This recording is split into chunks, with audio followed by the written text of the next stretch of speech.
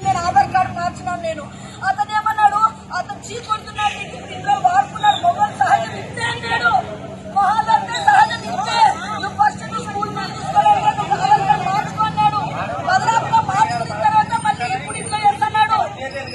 వాళ్ళ కుటుంబ సభ్యులంతా అతనికి సపోర్ట్ చేస్తున్నారు. అవును, వాళ్ళ కుటుంబ సభ్యులంతా వాళ్ళ సాయి కిరణ్, తేజస్వని, వాళ్ళ భార్య మొబైల్ అనేది తప్పులు చేస్తారు. మా డాడీ పోలీసు అని పిల్లలు అంటున్నారు.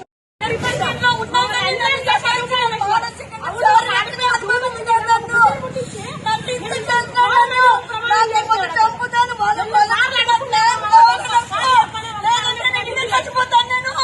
నాకు చావే సరైన వాళ్ళ నుంచి నాకు తీరు నొక్కినాక వదిలేస్తారు నన్ను. నాకు ఇష్టం లేకపోయినా కూడా నన్ను అనుభవించిపోయినాడు వాడు.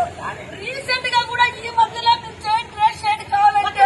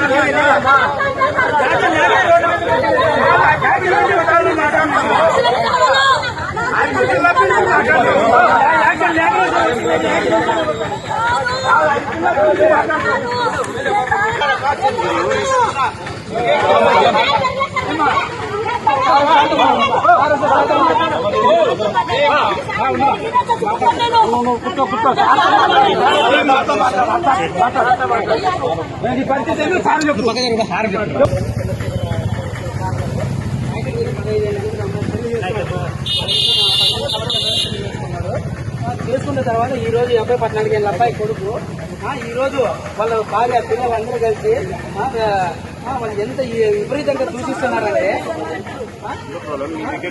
ఎవిడెన్స్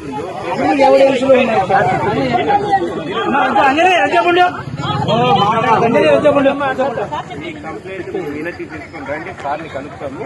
తర్వాత అలానే శ్రీటౌన్ లో ఇచ్చినాము సార్, శ్రీటౌన్ లో ఇచ్చినాము. సార్ గారు ఇచ్చాము మొబైల్ పెట్టింది సార్. మొత్తం ఎస్పీ సార్ కూడా రెఫర్ చేశారు, డిఎస్పీ గారు ఫోన్ చేశారు, అది శ్రీటౌన్ కి రెఫర్ చేశారు, ధర్నీ సార్ కి చేశాడు. ఇప్పుడు మా పార్టీ ధర్నీ సార్ ఇప్పుడు సీఏ గారు మా పార్టీ ఈ రోజు కూడా మాకు అన్యాయం చేశారు సార్. చెప్పింది విన్నానా?